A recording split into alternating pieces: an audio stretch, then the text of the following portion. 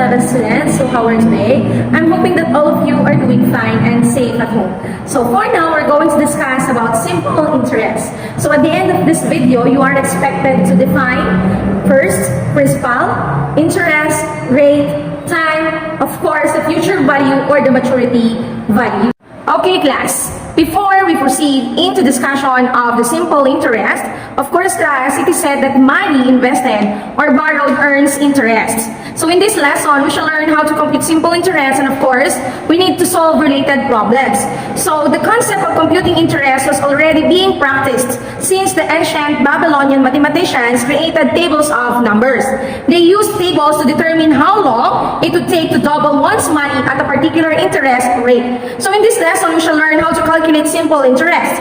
Although most financial transactions used compound interest, simple interest is still used in many short-term transactions.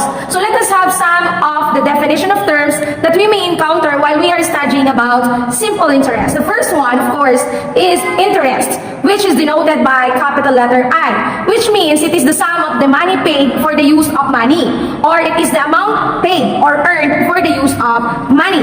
Another one, we have the rate, denoted by small letter R, which is given by the bank or charged by the lender. It is the rate of increase of the investment. The next one is the time, or denoted by small letter T. So it is amount of time in years, remember, or take note, in years. It is the money or borrowed or invested. Then we have the principal, or denoted by capital letter P, which is the amount of money being borrowed.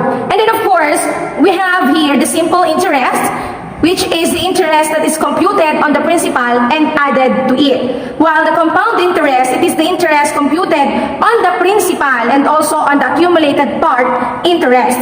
Then we have here the maturity value, or what do we call as the future value, which is the amount after T years that the lender receives from the borrower on the maturity date.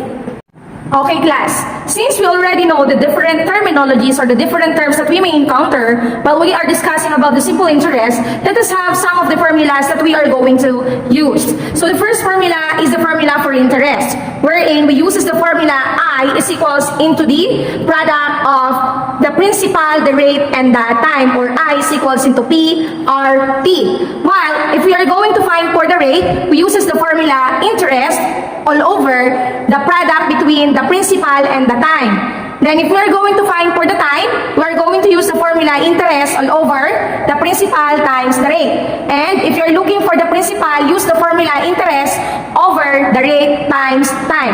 And of course, if you're going to look for the future value or the maturity value, it is equivalent into principal plus interest. Remember, class, that the interest rate and the time must always correspond accordingly. Thus, they must be both expressed monthly, quarterly, semi-annually, or annually, unless otherwise specified. All simple interest rates are expressed as annual rates. Therefore, the time of the loan or investment must always be expressed in years.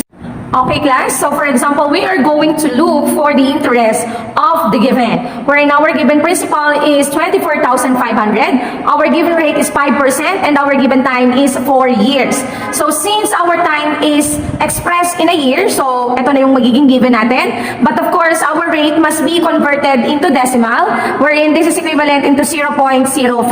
And then let us use the formula, interest is equivalent into principal times the rate times the time. And then let us substitute for our given. So our given principal is 24,500 to be multiplied by our rate expressed in decimal, 0.05, multiplied by 4 years.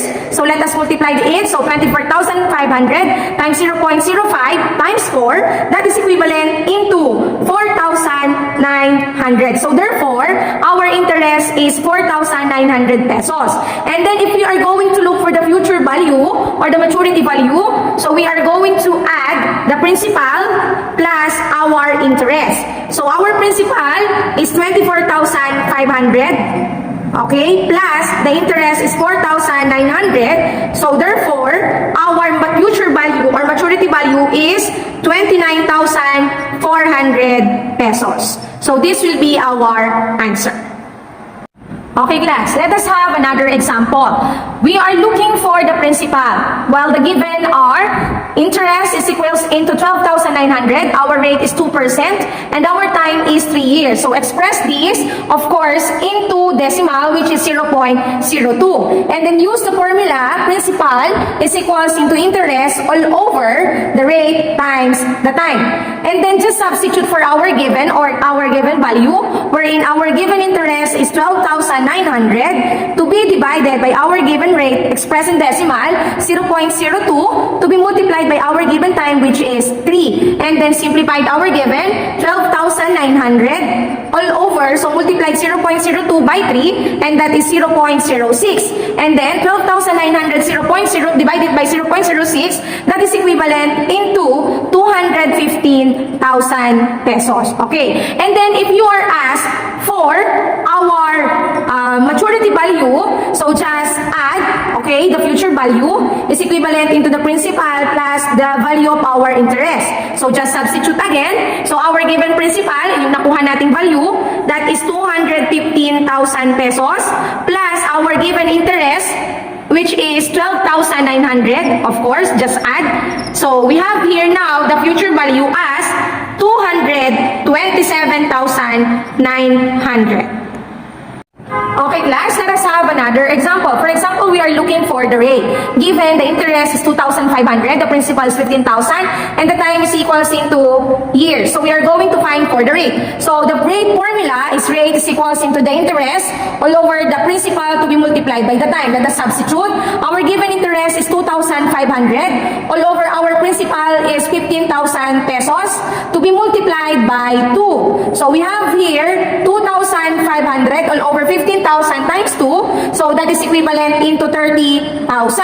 And then just divide this, cancel the peso sign, so 2,500 divide 30,000, so that is 0.08333. So of course, we are finding for the rate, so we need to multiply this by 100, so therefore, we have here 8.33%. So that is the rate.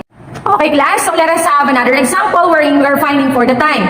For example, our given interest is 2,730, our principal is 12,000, and our rate is 6.5%.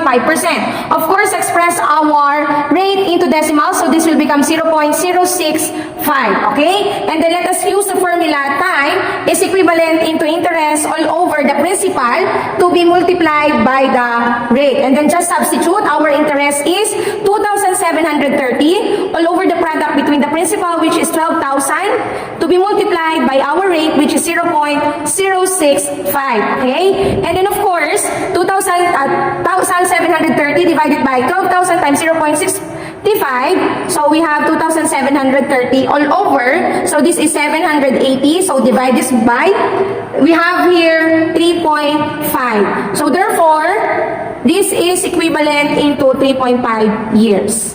So this will be our answer. Okay class, so that is how you are going to compute for the simple interest. So again, I hope that you have new learning for today. If you do have questions, please do not hesitate to ask your teacher. Again, thank you for listening. Laus Deo. Stay safe everyone.